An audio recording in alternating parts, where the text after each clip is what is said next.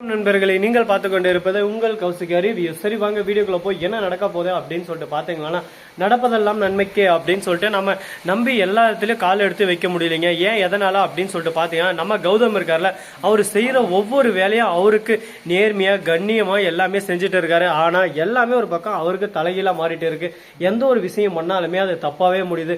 இந்த கான்ட்ராக்ட் விஷயத்திலையும் கார்த்தி யாருக்கும் தெரியாமல் கரெக்டாக கான்ட்ராக்ட் பேப்பரை மாற்றி வச்சு இந்த சொத்தை எல்லாமே சுருட்டிட்டாரு. இப்போ என்ன பண்ணுறது ஏது பண்றது சொல்லிட்டு தெரியாம குழப்பத்துல குழம்பி போயிட்டு இருக்காரு. சரி, இந்த மாதிரி எல்லாம் ஒரு பக்கம் போயிட்டு இருந்தாலும் அதே சமயத்துல கரெக்டா நம்ம கௌதம் இருக்காருல, இந்த விஷயத்தை தெரிஞ்சுக்கிட்டு ஆபீஸ்க்கு நேரா போறாரு. உன்னை யாரும் ஆபீஸ்க்கு வர சொந்த ஏன் ஆபீஸ்க்கு அப்படின்னு சொல்லிட்டு கார்த்தி அடிக்க ஆரம்பிச்சாரு. கார்த்தி உடனே பாக்கணுமே, இந்த சொத்து மொத்தம் என் பேர்ல இருக்கு, நீ எதுக்குடா என் சொத்தை எடுத்து நீ வந்த, ஒழுங்கு மரியாதை அந்த இடத்த விட்டு போயிரு அப்படின்னு சொல்லிட்டு திட்ட ஆரம்பிச்சாங்க. சரி, அந்த மாதிரி எல்லாம் ஒரு பக்கம் பண்ண இருந்தாலும் அதே சமயத்துல மறுபக்கம் என்ன நடக்குதுன்னு சொல்லிட்டு பாத்தீங்கன்னா, கரெக்டா நம்ம கார்த்தி இருக்காருல, அவர் வந்து தரமான சம்பவத்தை வேற லெவல்ல ஒரு பக்கம் தரமா செஞ்சு விட்டு போயிட்டாருங்க.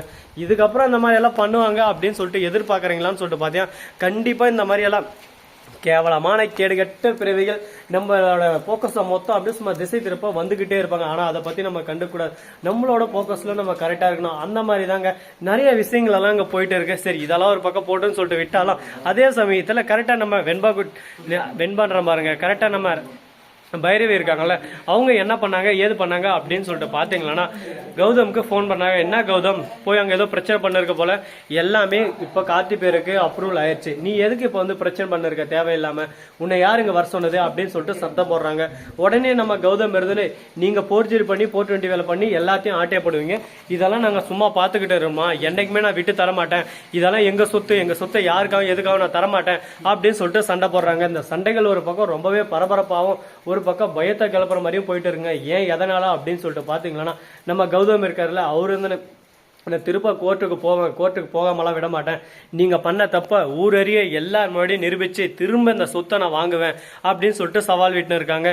ஏண்டா அனாத பையில, நீ வந்து எங்க அம்மா வயிற்றுலேயே போறதுல நீ வந்து இந்த சொத்தெல்லாம் திருடின்னு போவ, அதெல்லாம் நான் பார்த்துக்கிட்டு இருக்கணும். ஆனா நான் இந்த சொத்தை எடுத்தா உனக்கு அது கசக்குதா, நீ வச்சிருந்த வரையும் நல்லா இருந்துச்சுல்ல, உன்னோட கேடுகட்ட மனைவி அவ கூட சேர்ந்தேன், எல்லாத்தையும் ஒரு பக்கம் ஆட்டியா போட்டு அபேஸ் பண்ண பார்த்தேன். ஆனா கரெக்டான சமயத்துல எனக்கு அஞ்சலி மாதிரி ஒரு தங்கமான மனைவி வந்து என் வாழ்க்கையில எது தப்பு எது ரைட்டு எல்லாத்தையும் சொல்லி புரிய வச்சு இந்த சொத்தை மீட்டு கொடுத்துருக்கா எனக்கு. அதனால நான் எப்பவுமே அவளை கைவிட மாட்டேன். அது மட்டும் இல்லாம தாட்சாயணி மேடம் இவங்களை பத்தி சொல்லவே இல்லை, எந்த ஒரு அறிவிப்பு இந்த அது மட்டும் இல்லாமல் மறுபக்கம் எனக்கு எந்த ஒரு காசு நான் கொடுக்கறது, அது மட்டும் இல்லாமல் கான்ட்ராக்ட்லேருந்து எதனா ஆட்டையா போடுறது, இந்த மாதிரி எந்த ஒரு விஷயத்துலேயும் நான் அவங்களுக்கு உதவியே செய்த வரைக்கும் நான் செஞ்சதில்லை. எல்லாத்துலையும் நான் விரோதத்தை மட்டும்தான் அவங்ககிட்ட வளர்த்து வச்சுன்னு இருக்கேன். அப்படி இருந்தும் நீ நல்லா இருக்கணும், நீ நல்லா இருப்பா, உன் வாழ்க்கை சந்தோஷமா இருக்கணும் அப்படின்னு சொல்லிட்டு ஒரு சந்தோஷமான வாழ்க்கையை எனக்கு அமைச்சு தந்திருக்காங்க. இந்த மாதிரி என்னை பார்த்து இருக்கிற அவங்கள விட நீ எனக்கு எந்த விதத்திலும் முக்கியம் இல்லை. இப்படி தாங்க ஒரு பக்கம் பிரச்சனை எல்லாம் போயிட்டு இருக்கு.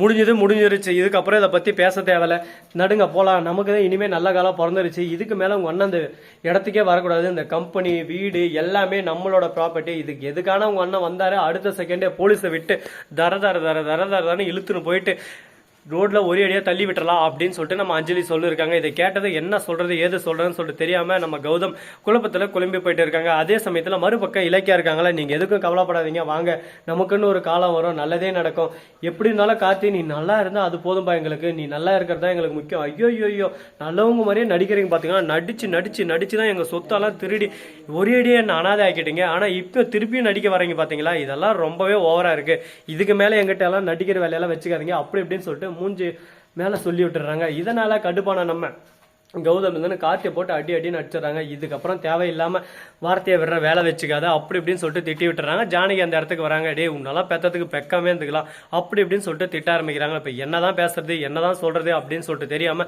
குழப்பத்துல குழம்பி போயிட்டு இருக்காங்க. இது மட்டும் இல்லாம இன்னும் நிறைய குழப்பங்கள்லாம் ஒரு பக்கம் சுத்தி வந்துகிட்டே இருக்கு. நம்ம ரேவதி மறுபக்கம் எஸ்எஸ்கே இவங்க ரெண்டு பேருக்குள்ள என்ன இருக்கு, ஏன் இவங்க எந்த விஷயத்தையும் நம்ம கிட்ட பரிமாற மாட்டேன்றாங்க அப்படி இப்படின்னு சொல்லிட்டு பல கொஸ்டின் ஒரு பக்கம் ஓடின்னு இருக்குங்க. இதுக்கு நடுவில் எதான நல்லது நடக்காதா, இந்த பிரச்சனை இப்படியே தான் போகுமா அப்படின்னு சொல்லிட்டு கேள்விக்குறி மேல ஒரு பக்கம் கேள்விக்குறி வந்துகிட்டே இருக்கு. சரி, முடிஞ்சதெல்லாம் முடிஞ்சிருச்சு, இதை பற்றி பேச தேவையில்ல அப்படின்னு சொல்லிட்டு ஜானகி விட்டுட்டு அந்த இடத்துல இருந்து நம்ம ரேவதியை அழகாக கூட்டிகிட்டு போயிடுறாங்க. ஆனால் அதே சமயத்தில் நம்ம எஸ்எஸ்கே ஃபோன் பண்ணி தாட்சாயணிக்கு எப்படியாவது ஜானகி இல்லைன்னா ரேவதி இவங்க 2 பேர் யாருன்னு ஒருத்தரை கடத்தியே தரணும், ஏன்னா நம்மளோட பலியாடு இவங்க தான், இவங்கள வச்சு தான் நான் ஜெயிலேருந்து வெளியே வரணும் அப்படின்னு சொல்லிட்டு எஸ்எஸ்கே சொல்லிருக்காப்புல.